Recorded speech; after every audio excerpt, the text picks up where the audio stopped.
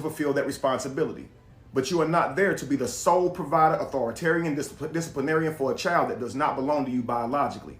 Please understand that. Number two, your role is to build a relationship with the child, not to just come in being even a partial authoritarian. You got to think about the child, okay? They already don't have their actual parent, whether that be the mother or the father, and you would be asking the child to just listen to this person because they're with you. You don't want to mess your child up like that. You want the child to build a relationship with this person, this individual, so they can trust the individual, know that this individual is trying to protect them. You understand they'll be more apt to perform for him or respond to him instead of just like, this is going to be your stepdaddy. You got to listen to what he say. Do you understand? That's too big of a burden to put on the stepfather and the child, being that stepfather will now be responsible for that child and everything he tells them. If it goes the wrong way and he is not the actual father of that child, as the mother, I'm sure she's not going to take that well. All right. So let her be the primary authoritarian or disciplinarian. You be the person there to help fulfill those roles. It's not your child. All right. Your role is to understand your authority. How do you do this? You get with the mother. You find out she has a son. You ask her, is the father taking part in his life at all? If she says no, you know you have quite a plate here. Right? So now you need to get with her and find out what does she need?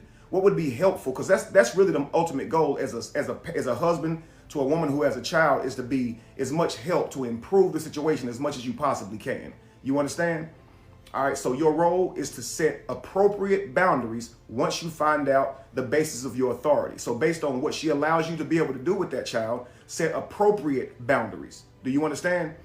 Your role is to set a positive example above all. That's your number one role. Set a positive example. You're not going to be able to directly go discipline this child. So set the example, family. Be the person that they never had in their life.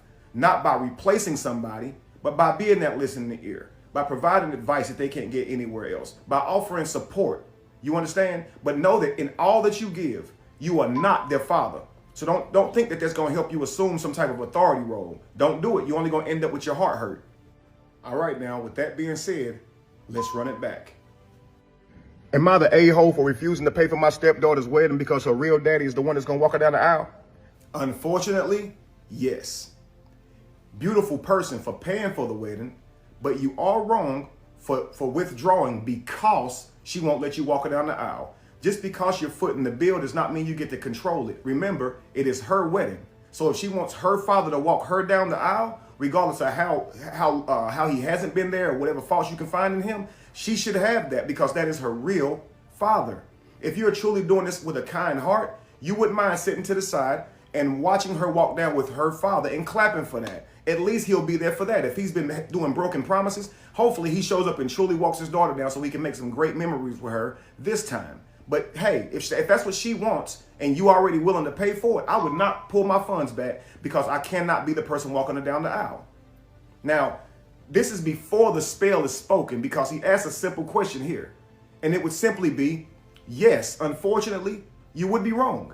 But now he's going to give all of his reasonings. Now we'll all get invested emotionally into the reasonings and then it'll kind of, shift our thinking. But the logic is simply, you are not here to replace anyone. Rule number one. Let's continue. Stepdaughter, all right? She wants her real daddy to walk her down the aisle. Now, let me give you a little backstory on me and my stepdaughter. She just graduated from university, which I paid for. Now, she went to an in-state university, but it still cost me about $40,000. Now, I also bought her a car. I bought her a car straight after high school. That way she could go back and forth to school. I bought her a car. She still lives with me and her mother. She does not have a job. Now, she's set to be married on August the 8th. And for the past 6 months, that's all her mother been talking about doing. Being occupied with. All right, so it's great, absolutely amazing that he footed the bill for her college. That is awesome. And he bought her a car too. Great man you have here.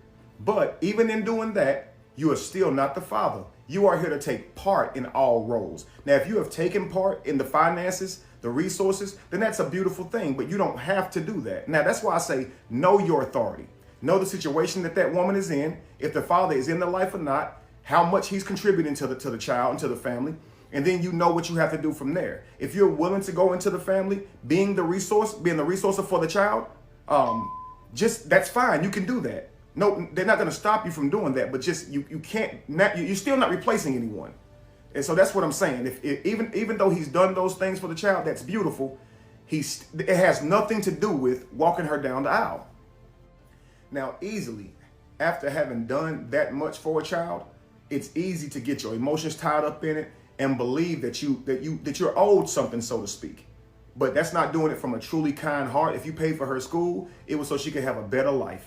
If you bought her a car, it was so she could have transportation to school, just like he said. So let's not try and make that mean that she has to do something for you in the future if you did this with a loving heart, man. All right, let's stay pure. Let's occupied with, they consume most of their time. Now, her daddy, he don't contribute to not 1 cent on her. Not her education, not child support, which is partly her mother's fault because, you know, she didn't fight for that. And I guess that's just what the settlement was. And well, she probably should have, but it's his fault because he's not taking care of his child. So if she doesn't take him to court for child support, it's still on him if he is not taking care of his child. It's not her fault if he's not doing his responsibilities. You understand? But let's continue.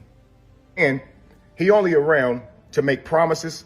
I do that for you. I do this for you, and then take off. And then she'd be heartbroken. But she adores her father, right?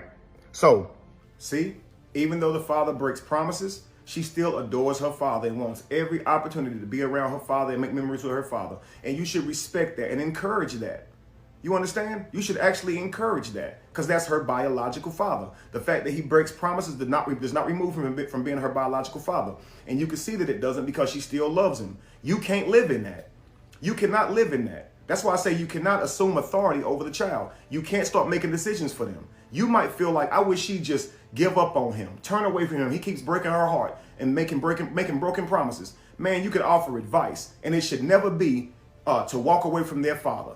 It should be to offer support while they're going through this thing. If he can't be there, maybe you can show up. If he can't do it, maybe you can do it. Again, help out where you can when parenting this child. It takes a village, so learn your role and then operate in that role effectively. You understand? But don't think that the things that you do for this child is going to somehow give you ownership or rights to this child. It is not your baby. Let's continue. Like I said, she's set to be married in August. And the wedding venue, I told them they could have it in my home. The wedding venue can hold about 250 people, right? Now I said, hey, I got a list of 20 people that I want to come to the wedding. I'm paying for this at my house. I want these 20 people to come.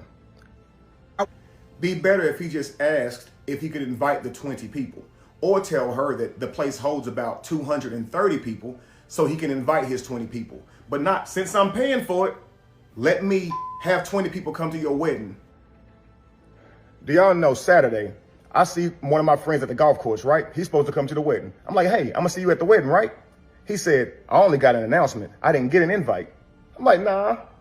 I'll let my girlfriend and stepdaughter know to send out the invitations on these few people, and you're supposed to get an invite. He said, I got something, but it was an announcement. So we walked to his car because I want to check, right? And sure enough, it was an announcement.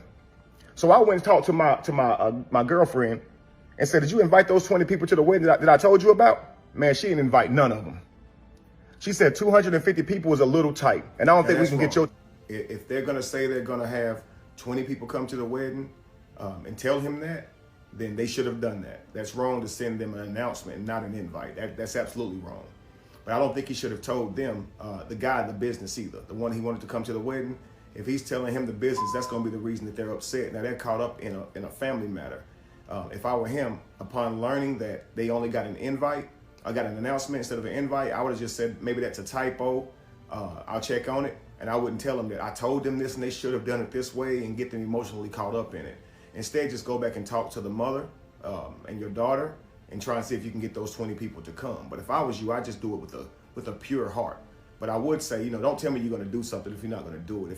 If you felt like I was wrong for asking, you should have said that then, But I don't know why it means so much to him for those 20 people to come to her wedding. But again, it's her wedding. Let's continue. 50 people was a little tight, and I don't think we can get your 20 people in there. Man, I was pissed. And the people that were supposed to come, they pissed as well. Then she's going to say, if any other people that we already invited don't RSVP, then we'll get some of your people in here. I'm like, what? Say 20 people don't RSVP.